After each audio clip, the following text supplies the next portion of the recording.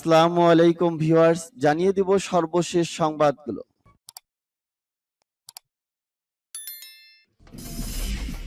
সংবাদের শুরুতেই জানিয়ে দিব সংবাদ শিরোনাম। ইউক্রেনে বৃষ্টির মতো ক্ষেপণাস্ত্র ছুড়েছে রাশিয়া। ইউক্রেনীয়দের মনোবল ভেঙে দিতে রাশিয়ার পরিকল্পনা, সতর্ক করলেন জেনেলস্কি। যুক্তরাষ্ট্র দক্ষিণ কোরিয়ার সামরিক মহড়া। রেভলিউশনারি গার্ডকে সন্ত্রাসী গোষ্ঠীর তকমা দেবে যুক্তরাজ্য। এবং জানিয়ে দিব সর্বশেষ শিরোনাম। আল আকসার ইমামকে তুলে নিয়ে ইসরায়েলি গোয়েন্দাদের জিজ্ঞাসাবাদ। এতক্ষণ শুনছিলেন সংবাদ শিরোনাম, এখন শুনবেন সংবাদের বিস্তারিত। তো বন্ধুদের কাছে রিকোয়েস্ট রইল, এই ভিডিওতে একটা লাইক দিবেন, আর ভালো লাগলে অবশ্যই বন্ধুদের মাঝে শেয়ার করে দিবেন। ইউক্রেনে বৃষ্টির মতো ক্ষেপণাস্ত্র ছুড়েছে রাশিয়া। নতুন বছরের শুরুতে ইউক্রেনের উপর মরিয়া হয়ে ক্ষেপণাস্ত্র ও ড্রোন হামলা চালাচ্ছে রাশিয়া। গত বছরের শেষ দিকেও বৃষ্টির মতো ক্ষেপণাস্ত্র নিক্ষেপ করে রুশ বাহিনী। এই শীতের মধ্যে ইউক্রেনবাসীর বিদ্যুতের চাহিদা যখন বেড়েছে, তখন একাধারে রুশ ক্ষেপণাস্ত্র হামলায় অনেক বিদ্যুৎ অবকাঠামো ক্ষতিগ্রস্ত বা ধ্বংস হয়ে গেছে। ফলে অনেক এলাকা পুরোপুরি বিদ্যুৎহীন হয়ে পড়েছে। ইউক্রেনের প্রেসিডেন্ট জেলেনস্কি দাবি করেছেন, রাশিয়া ইউক্রেনকে অন্ধকারের দিকে ঠেলে দিচ্ছে। এদিকে একটি রুশ সেনা ঘাঁটিতে হামলার দাবি করছে ইউক্রেন বাহিনী। এতে 400-র মতো রুশ সেনা নিহতের দাবি করছে তারা, যদিও এর সত্যতা নিশ্চিত করা যায়। সাবেক ন্যাটো জেনারেল দাবি করেছেন, বছরের মাঝামাঝি ইউক্রেনের যুদ্ধবিরতির ঘটনা ঘটতে পারে। নতুন বছরে পা দিতেই ইউক্রেনে ক্ষেপণাস্ত্র ও ড্রোন হামলা চালায় রাশিয়া। ব্রিটিশ সংবাদ মাধ্যম দ্য মিরর এর প্রতিবেদন অনুযায়ী, নতুন বছর পা দিতেই ইউক্রেনের উপর মরিয়া হয়ে ক্ষেপণাস্ত্র হামলা চালাচ্ছে পুতিন বাহিনী। কিয়েভের পুলিশ প্রধান আন্দ্রি নেভিটোভ টেলিগ্রামে একটি ছবি শেয়ার করেছেন। সেখানে কিয়েভে আঘাত হানা কামিকাজের ড্রোনের ধ্বংসাবশেষের উপর রুশ ভাষায় হ্যাপি নিউ ইয়ার বা শুভ নববর্ষ লেখা রয়েছে। নেভিটোভ বলেন, একটি খেলার মাঠে এই ড্রোন হামলা চালানো হয়। এই মাঠে শিশুরা খেলা করে। সাধারণ নাগরিকদের উদ্দেশ্যে উড়ে আসা ওই ড্রোন কিয়েভের মাটি স্পষ্ট করতেই বিষয়টি প্রকাশ্যে আসে। রুশ সেনাদের এই কর্মকাণ্ডকে অসুস্থ মানসিকতার পরিচয় বলেও দাবি করেছে কিয়েভের সাধারণ মানুষ। ইউক্রেনে মার্কিন রাষ্ট্রদূত ব্লিজেড ব্লিক বলেন, নতুন বছরের প্রথমে কিয়েভের উপর এই ক্ষেপণাস্ত্র হামলা প্রমাণ করে রাশিয়া কাপুরুষ। তিনি টুইটারে লিখেছেন, পুতিন এখনো বুঝতে পারছেন না যে ইউক্রেনীয়রা লোহার তৈরি। ইউক্রেনীয়দের মনোবল ভেঙে দিতে রাশিয়ার পরিকল্পনা, সতর্ক করলেন জেনেলস্কি। এবার ইউক্রেনীয়দের মনোবল ভেঙে দিতে রাশিয়ার নতুন পরিকল্পনা নিয়ে সতর্ক করলেন ইউক্রেনের প্রেসিডেন্ট ভলোদিমির জেলেনস্কি। তিনি দেশবাসীকে সতর্ক করে দিয়ে বলেছেন, আরো বড় ধরনের ড্রোন হামলার প্রস্তুতি নিচ্ছে রাশিয়া।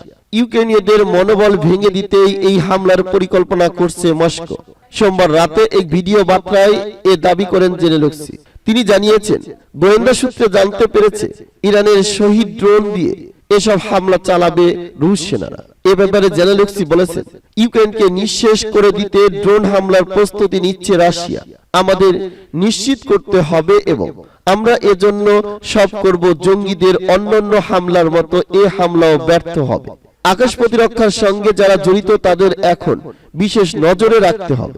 সাম্প্রতিক সময়ে ইউক্রেনে ড্রোন হামলা বাড়িয়ে দিয়েছে রাশিয়া। পশ্চিমাদের দাবি, ইরান রাশিয়াকে এসব ড্রোন দিয়েছে। কয়েক দফা ড্রোন হামলায় ইউক্রেনের বেশিরভাগ জ্বালানি অবকাঠামো ধ্বংস হয়ে গেছে। এতে করে বিদ্যুৎবিহীন ও অন্ধকারাচ্ছন্ন জীবন কাটাতে হচ্ছে লাখ লাখ মানুষকে। জেলেনস্কি দাবি করেছেন, নতুন বছর শুরু হওয়ার পর রাশিয়ার পাঠানো 80টি ড্রোন ভূপাতিত করেছে ইউক্রেনীয় সেনারা। যুক্তরাষ্ট্র দক্ষিণ কোরিয়ার সামরিক মহড়া। দক্ষিণ কোরিয়া ও যুক্তরাষ্ট্রের যৌথ সামরিক মহড়া নিয়ে ধোঁয়াশা তৈরি হয়েছে। দক্ষিণ কোরিয়ার প্রেসিডেন্ট উইন সুক ইলন জানিয়েছেন, মার্কিন পারমাণবিক সম্পদ ব্যবহার করে সম্ভাব্য যৌথ পরিকল্পনা ও মহড়া নিয়ে আলোচনা করছে দুই দেশ। কিন্তু একদিন পরই বিষয়টি নাকচ করে দিয়েছে মার্কিন প্রেসিডেন্ট জো বাইডেন। কাতার ভিত্তিক সংবাদ মাধ্যম আল জাজিরার খবরে বলা হয়, উত্তর কোরিয়ার ক্রমবর্ধমান পারমাণবিক এবং ক্ষেপণাস্ত্র হুমকির মুখে এ মহড়ার আয়োজন করা হবে বলে সোমবার জানিয়েছেন উইন সুক ইলন। কিন্তু তার মন্তব্যের মাত্র একদিন পর বাইডেন জানালেন, দক্ষিণ কোরিয়ার সঙ্গে সামরিক মহড়া নিয়ে কোনো আলোচনা চলছে না এ মুহূর্তে। প্রেসিডেন্ট উইনসুক ইলন বলেছেন, মার্কিন মিত্রদের উপর আক্রমণ প্রতিহত করার জন্য মার্কিন পারমাণবিক শক্তির ক্ষমতা পরখ করে দেখাই এ মহড়ার লক্ষ্য। পারমাণবিক অস্ত্রগুলো যুক্তরাষ্ট্রের, তবে পরিকল্পনা, তথ্য ভাগাভাগি, অনুশীলন ও প্রশিক্ষণ দক্ষিণ কোরিয়া এবং যুক্তরাষ্ট্রের মধ্যে যৌথভাবে পরিচালিত হওয়া উচিত। সোমবার বাইডেনকে প্রশ্ন করা হয়, দক্ষিণ কোরিয়ার সঙ্গে সামরিক মহড়া নিয়ে কোনো আলোচনা চলছে কিনা। জবাবে বাইডেন সংক্ষেপে উত্তর দেন না, তবে এ বিষয়ে তিনি আর বিস্তারিত মন্তব্য করতে রাজি হয়নি। এদিকে ইলনের এ মন্তব্যের মাত্র একদিন আগে উত্তর কোরিয়ার সর্বোচ্চ নেতা কিম জং উন নতুন আন্তঃমহাদেশীয় ব্যালিস্টিক ক্ষেপণাস্ত্র এবং পারমাণবিক অস্ত্র উন্নয়নের আহ্বান জানিয়েছেন দেশটির বিজ্ঞানীদের প্রতি। কিম গত সপ্তাহে উত্তর কোরিয়ার ক্ষমতাসীন ওয়ার্কার্স পার্টির বার্ষিক বৈঠকে বলেন, দক্ষিণ কোরিয়া এখন তার দেশের নিশ্চিত শত্রু হয়ে উঠেছে।